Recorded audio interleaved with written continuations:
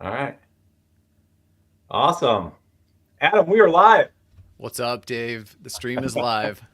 The stream is live. All right. Awesome. Well, we're going to see, maybe wait a few seconds for folks to join. But, oh, this is so cool. I'm so excited. Me too. Awesome. All right. And you can see the screen okay, Adam, right? Yeah, I see everything just fine. Looks like we just hit the 30-second mark. Okay. Awesome. We're going to jump right in. All right. So, hey, everybody. My name is Dave. Thank you for joining what Adam calls a virtual workshop, what maybe some people call a virtual event. Maybe old school folks call it a webinar, but we are so glad you're here today. The title is AI Assisted Marketing, Bridging the Gap Between Technology and Strategy. So we're using a lot of buzzwords in here, so I'll be the first to admit that. But I promise you that you'll leave today with some value, and we're going to do the best job we can to educate and entertain you for this time. We have folks here. We physically are in Traverse City, Michigan, which is in the Midwest, and it's a beautiful sunny day. It's noon, but we also have folks out on the West Coast, and so you may be enjoying a cup of coffee, listening to us. And then we have perhaps a few that are just drinking a beer or a wine out in across the pond. So it truly might be a global event. So thank you so much for spending time with us. Without further ado, let's get rolling. So my name is Dave Colliver. I'm the president and founder of Colliver Technology Group, otherwise known as CTG. And we've been in business for, it'll be 9 years in May, which is hard for me to say. And at a real high level, we just do marketing services. And so we've done all sorts of stuff, and we primarily sell and do work with technology companies. That's not exclusively, but that's the general gist of it. I am so happy to introduce our guest today, and that's Adam Morton. I've known Adam for probably 6 or 7 years. Would that sound right, Adam? Sounds right. And Adam, I'll say a quick thing and then I'll turn it over to you. But Adam is a data scientist by trade. And when I first met him, he struck me as a very intelligent person and was educating me on a lot of things that I did not know. When ChatGPT was released in November 2022, I remember conversing with Adam, and he went head first into ChatGPT and AI, and blown away by what he figured out. We went through some trainings with Adam. He is truly an expert in the field. We are so excited and so honored for you to be on our webinar today. So thank you, Adam. It's an absolute pleasure. Who knew that being good at talking to the robot would be a financially lucrative thing? No, that's awesome. So why don't you share a little bit about yourself, and then we'll jump into it.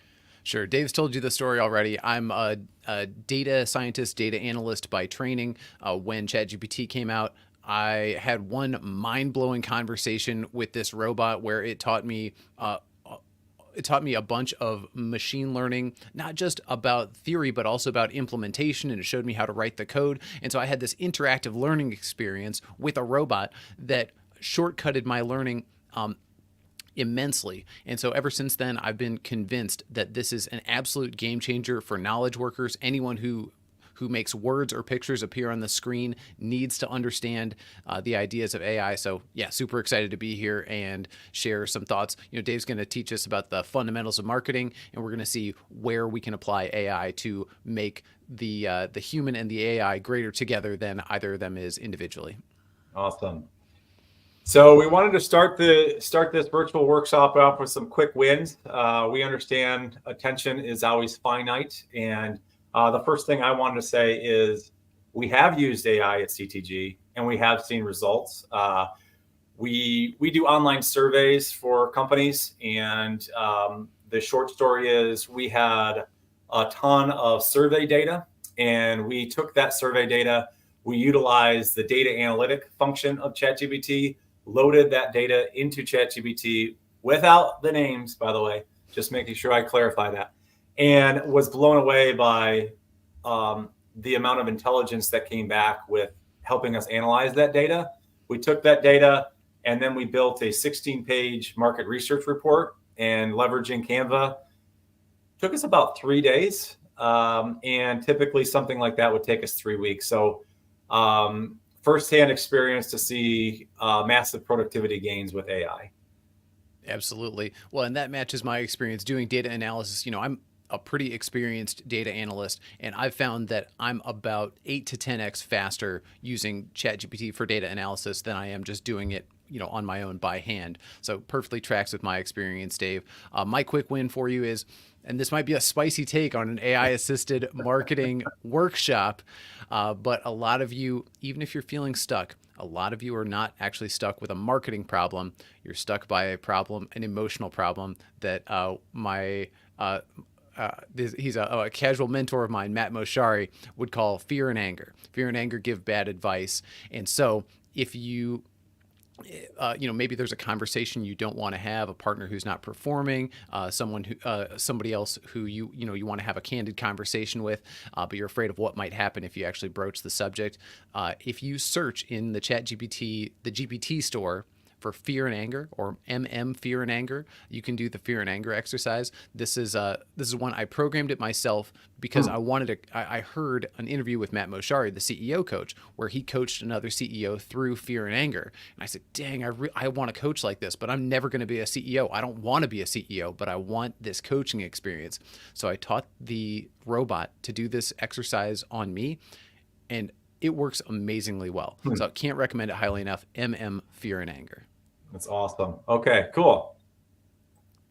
Thank you. All right, so into the main event here. So we have a variety of different folks on the call today. We have career marketers. We have that some of this will be, you'll know, like the back of your hand. We have business executives that the marketing function is just one of many functions in your operation, and you're just trying to better understand AI.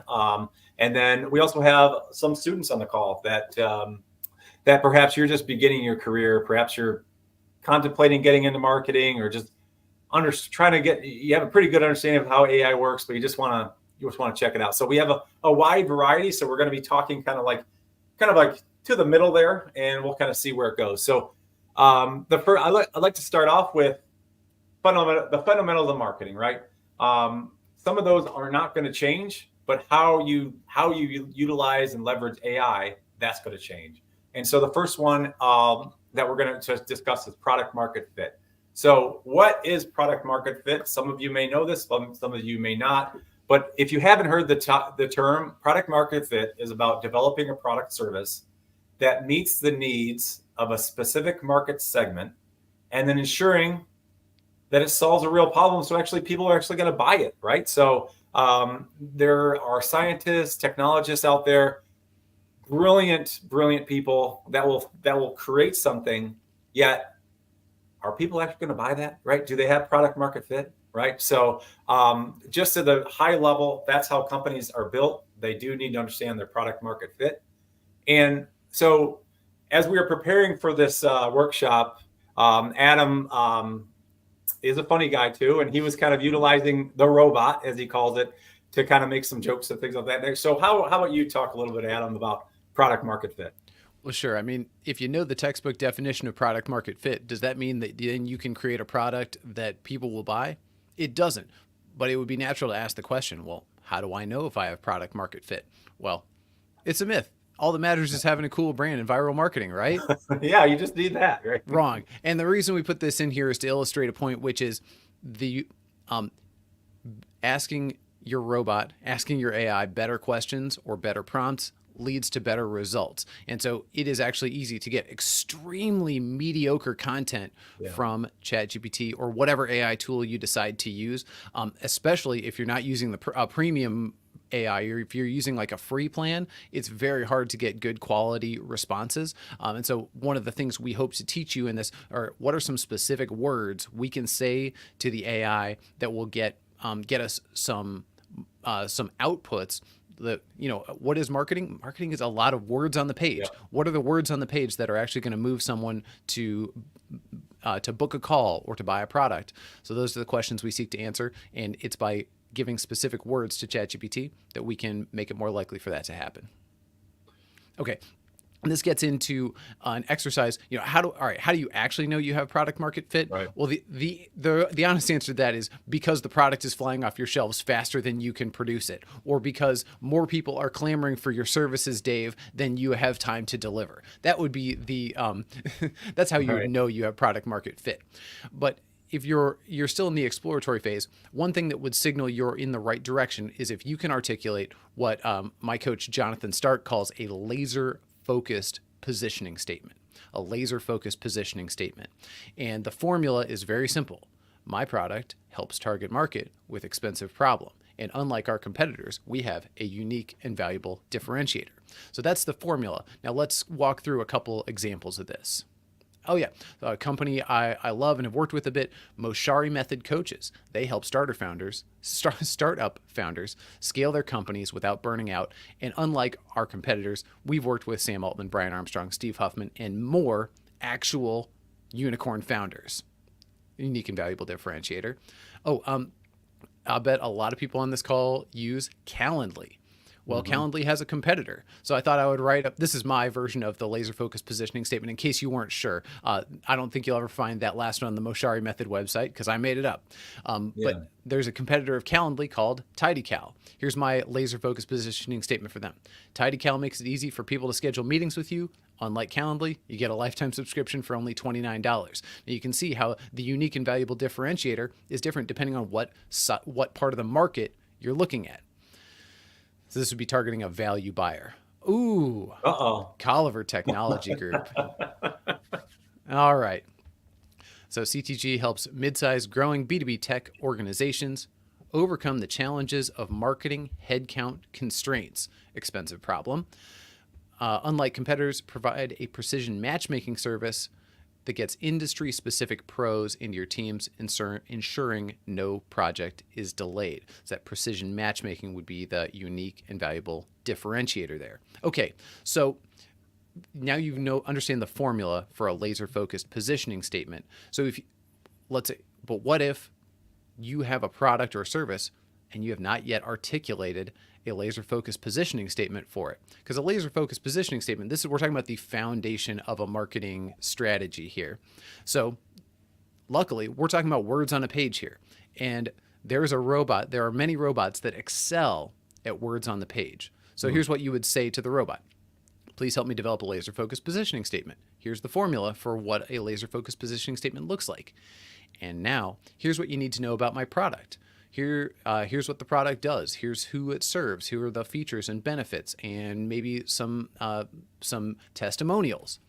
Hey, share 5 ideas with me, ChatGPT or Claude, and we will iterate from there. Now, notice I'm saying we will iterate from there. This is not a Google search. You don't just search and find the answer. What you do is a process where you get closer and closer until you have something you're happy with. And so let's say you get 5 pretty mediocre positioning statements from ChatGPT. Well, what I would do is I would read them and I would say, hey, I like this one and this one, but it's not saying enough about X. Or you have our target market a little bit wrong. It's not B2B software companies. It's growing B2B software companies, Dave. Right. So this is an iterative process where your first answer from ChatGPT is not your final answer. Yeah, I just wanted to comment, and something I learned from you, Adam, was you kind of used the analogy when we went through your training. You have to kind of be like a boxer with some of these AI systems, right? And you kind of, like you said in the beginning, it's like the first answer might not be the right one, but you have to be willing to be focused enough to work it. Maybe can you speak a little bit about that, just that concept? Sure. If you were to, let's say you were to outsource this to a marketing agency or an employee, you would say, hey, help us develop a positioning statement. Come back in 2 days or 2 weeks and show me what you got. That's not how it works when you're working with an AI. With an AI, you get the answer back in 15 seconds. Right. And then, so you're not switching over to check your email or get a cup of coffee. You're reading the output and you're, bam, giving feedback right away. And it's a shift that can be difficult if you're accustomed to delegating or working with outside people who are taking 2 days or 2 weeks to get back to you. So the endurance, the stamina to read what you have there, provide immediate feedback, and keep iterating. Instead of waiting 2 weeks, you might have something in 20 minutes that you're pretty happy with. Yeah. And I mean, those are the time savings, but it requires a shift in how you think about your work. Right. Awesome. Thank you. Yeah. So the second fundamental of marketing that we're going to just touch on is messaging, right? Very common. So, all right, we just asked ChatGPT what's the vanilla definition of messaging, and it's all about you have your value proposition figured out, you have your product market fit figured out. How are you going to communicate that value prop to the different segments of the market? And it's so crucial to build your brand consistency and clarity around that messaging, right? So, Adam, I know we were talking about before. Here's a great example for you. So you just asked ChatGPT, we sell cloud storage. Let's get some messaging ideas out there. All right, I know you guys can read. I'm not going to read the slide to you, but I will pause for 5 seconds.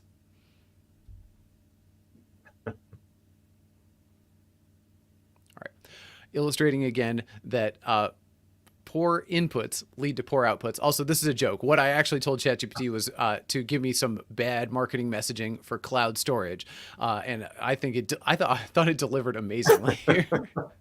Yeah. So so the audience, so you're programming it up on the top so they don't see that, but I thought that was pretty funny. What I actually said was give me 20 bad marketing messages for a cloud storage company, and it did. I took all the things that annoy people about buying cloud storage, and it distilled them down to anti-marketing taglines. I took the 3 funniest ones and I put them on this slide. That's awesome. This gets us into an exercise. What do you actually want to say to the robot to get good marketing messages? Because like we keep saying, it's easy to get mediocre content from your AI using lazy prompting. And this is where there is a formula, but the formula is not exactly having to do with the words you type. The words you type are important, but that's not the only ingredient to getting good marketing messaging from your AI tool, because an AI can come up with 100 ideas in a minute, but it doesn't have any idea which ones are amazing and which ones are just okay or even actively bad. So the formula here is you need to apply 2 things. Number 1 would be creative constraints. You need to tell the AI what it can't do so that just like people, AI gets more creative with more constraints.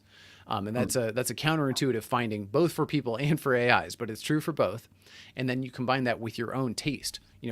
When you read something, you have an idea, an inkling if it's any good. And so you apply those creative constraints and taste, you'll get better creative from your AI. So let's walk through an example of how this might work. Okay. And this is going to require you to do some homework. ChatGPT can't do your homework for you, but you tell it, hey, here are 10 examples of great marketing messaging, ideally from our space, from something adjacent to your business or your product. Here are 10 bad messages, things that don't convince me to buy, that don't communicate the value prop. Here are 10 bad messages. I want you to read these and turn them into a list of do's and don'ts. These are going to be our messaging principles. So this is step 1 of the process.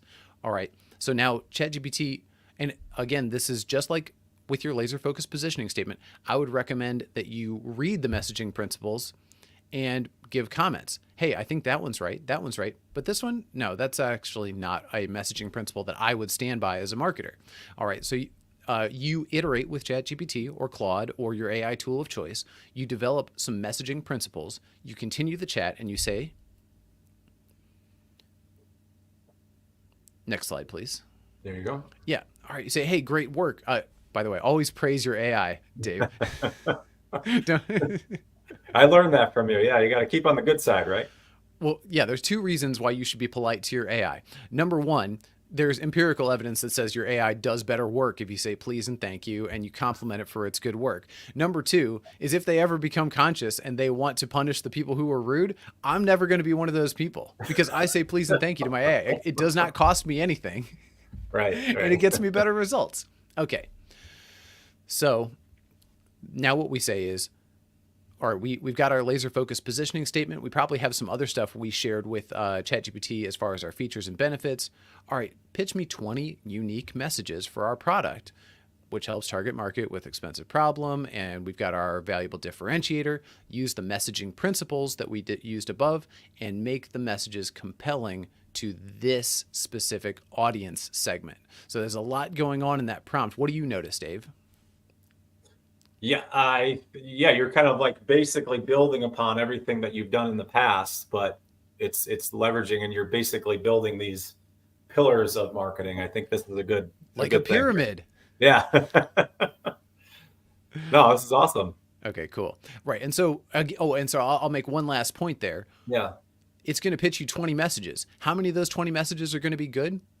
The answer is hopefully 3. If you've done great work getting your messaging principles, if you've given your AI enough context to actually understand what your product is, who it serves, and what what kind of talking points it can make, hopefully you'll get 3 good marketing messages from this. So this is a lot of work. You could just write them off the dome, write them down on a piece of paper and be done. But you might be surprised how many ideas you can get from your AI quickly. And with these appropriate creative constraints, how many of them can be actually pretty darn good. Great. The third and final fundamental that we're going to talk about is campaign strategy. And there are some career marketers on the call. And so if you are a career marketer, you've done hundreds of campaigns, so this is no new news to you. But perhaps you're not. And when we say campaign strategy, what does that mean? So it's basically you've gone through these exercises of understanding your product market fit, understanding your value proposition. You have your messaging kind of figured out. So now it's go time. Now it's time to kind of build up some campaigns and execute. So when you're going to execute a marketing campaign, the following typically need to be figured out. First of all, what the objective is. What's the point of your marketing campaign? Brand awareness, lead generation. What are you trying to achieve? Second, budget. Does you or your company have budget to do this marketing campaign? If so, what's the size of that budget?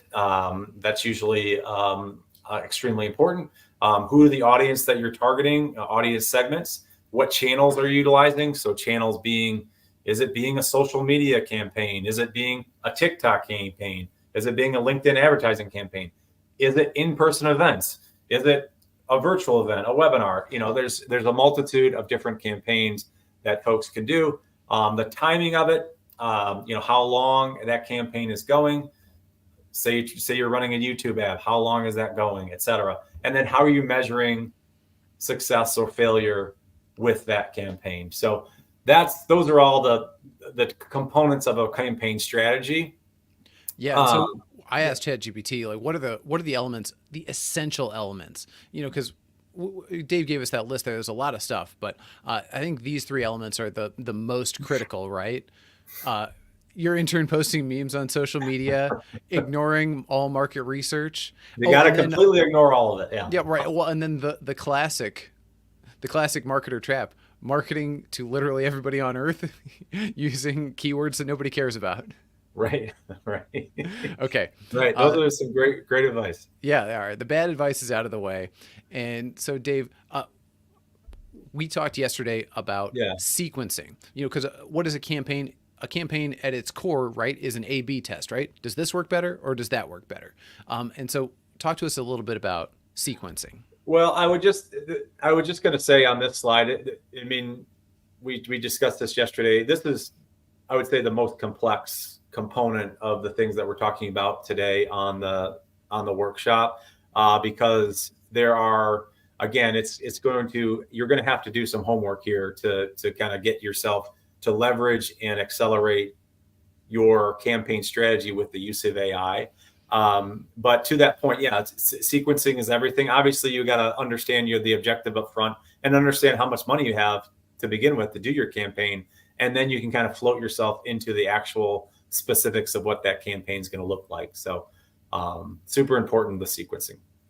Well, right. And why does audience segment come before channel? Channel come before message? Well, because if you're not marketing to the right people, then it doesn't Right. matter through what channel you reach them. If you're not, then if it doesn't matter what your message is, if you're not finding the people in the place where they are, like if they're on LinkedIn, then putting the message on TikTok does nothing for you. And then, yeah, Exactly. the timing, same sort of thing. Doesn't matter if you post at 8 a.m. or 8 p.m. Doesn't matter if the people aren't seeing it or if it's a Right. message that doesn't resonate. Right. Okay. Now, there's a lot of campaign strategy, in my opinion, that AI is not going to be that helpful with. I mean, if you want to make a one pager to send up to the CEO, yeah, your ChatGPT would be a useful resource for that. This is not what this is about, though. I'm a big believer in 80-20 thinking, Dave. And so 80-20 thinking is all about saying, hey, 80% of our results, whatever we care about, leads, sales, anything else, is probably coming from a small minority, not always 20%, but a small minority of the activities we do. And so how do we find that 20% or that small minority that's producing amazing results for us? Well, the way we do that is through data analysis. And luckily for you, ChatGPT is an amazing data analyst. Now, you notice that Claude on this slide is crossed out. Yeah. ChatGPT has a built-in a tool called Advanced Data Analysis, formerly known as Code Interpreter, and Oh, that is not present in Claude. So this is something you could say to ChatGPT for now. Claude could walk you through it, but you would have to execute the data analysis on your own. Having ChatGPT do it for you, that's what makes it, in my experience, 10x faster. So what you say, and this works great even if you're a non-technical person. Hey, you ChatGPT, you're a seasoned marketing data analyst, and I am the VP of marketing or whatever. And our objective today is to analyze our past campaigns and identify let's say, where our best leads come, or insert your own objective here. sure. And then what you say is, walk me through this process that tells it, hey, it's going to be guiding you. And second, you always say step by step. Do you know why, Okay. Dave? I well, I think you educated us that that's it. It seems ChatGPT likes to hear that, I think, and it kind of helps, like help you Basically, input the right. data. Yeah. So in ChatGPT's data or training data, when it saw the phrase step by step, that was usually accompanied by extremely reasoned, logical, ordered thinking. Hmm. And so if you say step by step to ChatGPT, it becomes more deliberate and more process oriented, which is what you want, especially when you're doing something rigorous like data analysis. So you Okay. ask it, hey, we're going to go through 4 phases here. And what you tell it, you're outlining a process and you're also outlining your expectations, just like you would for an employee, except this is just going to happen a lot faster. Hey, together we're going to do data prep. I'll upload the past campaign data and then we'll figure out, hey, is there something missing from this? Are there any nulls we need to fill up? Are there any categories or something that we need to fill into this data set so that it's apples to apples? Maybe if you have some data from one platform and other data from another platform, maybe we need to synchronize those data sets. Anyway, so it's going to walk you through data prep. Then we do just real simple data analysis, like, hey, what were the volumes? How many times did this message appear? And how many conversions did that create? Or how many new meetings did that create? The second level of data analysis would be like, hey, together we're going to decide on more advanced questions. All right, we figured out that this message had a high conversion rate, but at a low volume. So we might ask ourselves, what would be the N size necessary to have high confidence that this is a high converting message? That would be like a more advanced data analysis question that we could ask ChatGPT, and it could help us calculate that. And then finally, based on our findings, we're going to create a beautiful data visualization that we can share with the rest of the team and say, hey, look, we did an advanced data analysis and here's our conclusion. And it's so obvious from this beautiful data visualization that anyone can understand it, even though I went through some pretty complicated steps to get there. Yeah. No, that's amazing. That's awesome. So, but you do like as we talked yesterday, and as we were prepping for this, this is the most advanced in the sense that you can come to ChatGPT with your data. How do you feel about the privacy and the security aspect of that? Like, maybe you can talk to that. Sure. If you're paying $30 a month for ChatGPT, the team version, then they'll guarantee that that anything you upload will not be used as training data for the robot. On the $20 a month plan, your data would potentially be part of the training data set. And so if you have like if this is client data where you've signed an NDA, probably not appropriate to upload that to ChatGPT. You might have to tell ChatGPT, hey, generate me a Python script so I can do the data analysis on my own. Be less convenient that way. Right. But in general, I think, and this is maybe a spicy take as well, I think people overestimate how valuable their own data is, Right. or their own data are. That is, like, if it gets inserted into the training data set that marketing message A had had 266 showed up 266 times Right. with 12 conversions, is that is that really your secret sauce that you need to protect? I would Right. argue probably not. Right. Right. No, that's good. That's awesome. And I just want to remind everyone as we head into the Q&A that this obviously is being recorded. Of course, it's a LinkedIn event. So Adam obviously has shared a number of examples, prompting examples. So you can always rewatch it and pause it, etc., to find those prompts for you. So I guess we're kind of 30 minutes in. So we got through the content. Now it's Q&A. Is there anyone on the call today that has specific questions that we could answer? So, okay, I'm seeing one question come in, and this is a question I've answered a lot of times. Happy to answer it as many times as it comes in, which is super valid. I hate AI's writing style. What can I do to make it sound less robotic? There was yeah, there was an entire Twitter controversy a week or so ago about how the word delve, DELVE, delve has like skyrocketed in frequency in academic papers. Delve and unlock. I see unlock a lot. Yeah, unlock. All right. So there is a process for making your AI writing sound less robotic. And I would call this, there are two methods. One is like you can create a style guide, kind of like we talked about with the messaging style guide earlier in this webinar. And you can say, please adhere to this style guide. That works fine. But the way to really do it is through a method I would call brute force. And so what I would say is, hey, in a minute, I'm going to ask you to do some writing. Here are 5 or 10 or 20 examples of writing I like. Ideally, all, maybe from just one author or from 2 authors whose work you admire, whose style you admire. And if you flood, it's called the context window. The context window is like kind of the AI's short-term memory, how much it can remember about this conversation. If you flood the context window with good writing, then the AI will very quickly and very successfully replicate the style.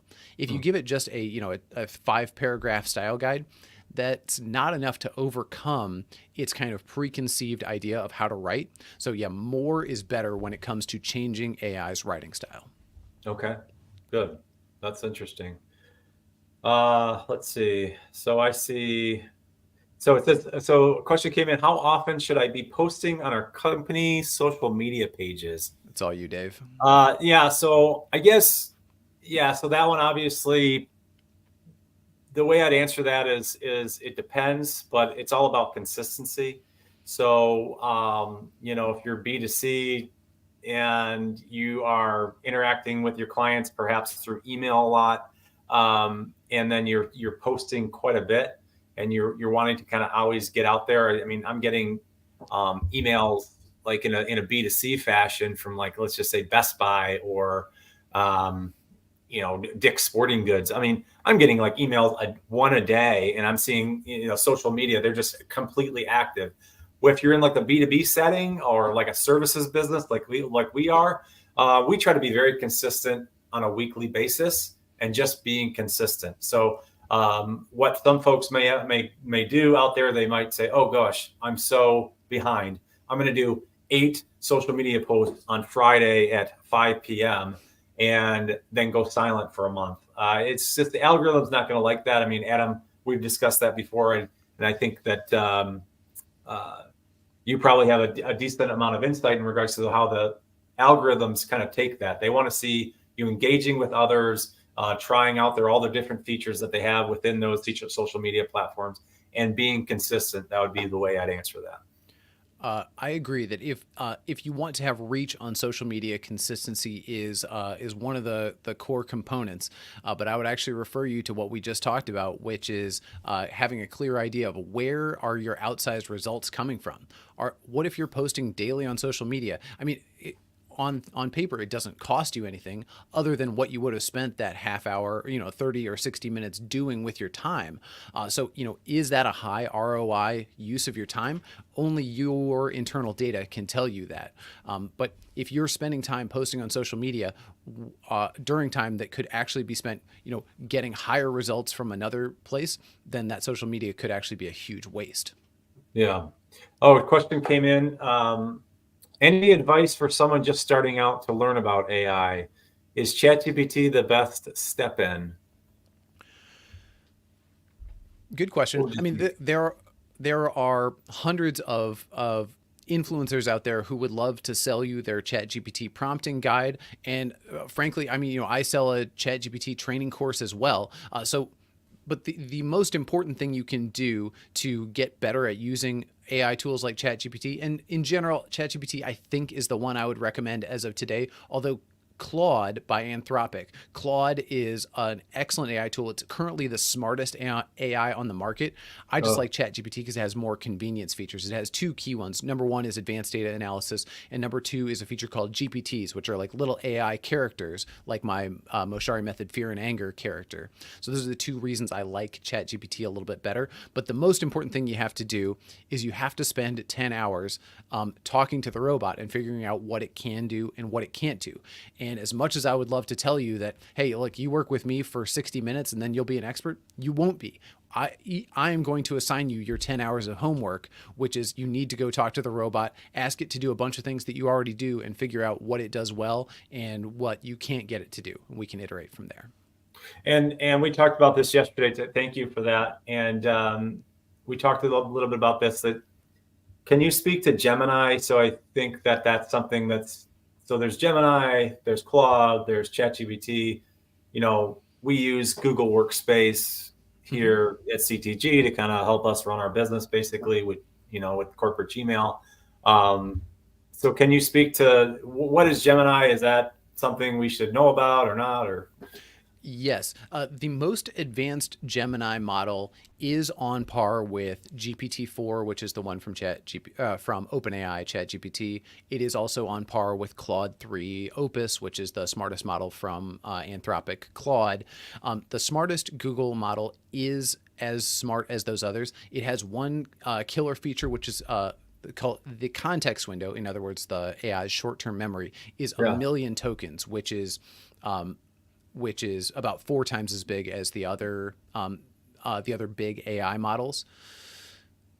Well, it's 5 times as big as Claude's and about 8 times as big as ChatGPT's. The beef with Google's is that it's not always clear when it's calling on web data or when it's calling on its training data, and the reviews have been more mixed with Google. However, if you're already paying for this as part of your workspace plan, you should absolutely try it before you go shell out an extra $20 per user per month or more for an additional AI tool. Yeah. Okay. Looks like another question. So we're seeing AI, and I see this too. We're seeing AI generated content flooding the scene. How do we stand out in a vast ocean of competition? I think you kind of spoke to that in a way in regards to that context strategy that you were talking about. But do you have any? Oh, sure. Well, right. If you want your AI writing to sound non-robotic, one of the keys would be to brute force with extra context showing how good writing is done. But the question of how to stand out in a sea of mediocre content, I mean, the answer is counterintuitive. Like, if everyone else is posting 5 times a day and I'm posting only once, am I going to get lost in the flood? And the answer is quality always rises to the top. So the way to combat quantity is with quality. Good. Well, yeah, we are almost 40 minutes. So I'm going to move on to the next, and I am going to basically end it. I'm going to say thank you to everybody. I am going to just let everybody know you can take out your phone, subscribe to our newsletter. There's a QR code there. How to get in touch. So there's my email address. So shameless plug. These days that we're focusing on plugging in marketing contractors to larger organizations that perhaps have been decimated by layoffs, et cetera. So as opposed to a full-time employee, we can help you find an experienced and specialized marketing contractor that can work with your in-house marketing team. Adam, what about yourself? How can they find you? Maybe a shameless plug, and we can kind of let everybody go on with their day. Sure. Yeah. So I do teach AI and ChatGPT, and I build custom AI applications. So yeah, if that's a need for your organization, my flagship program is called the AI Accelerator Program. 3 sessions with me along with some homework, and you'll be well on your path from AI curious to AI assisted. So I'd be happy to help anybody if that's a need. And you can find me at adamlorton.com or send me a direct email. Awesome. Well, hey, thank you so much for everyone attending and listening to us. Have a great evening. If you're over the pond, have a great day. If you're out on the West Coast, and enjoy your lunch if you're in the Midwest. So everybody take care, and thank you. Thanks, Dave. Thank you, Adam.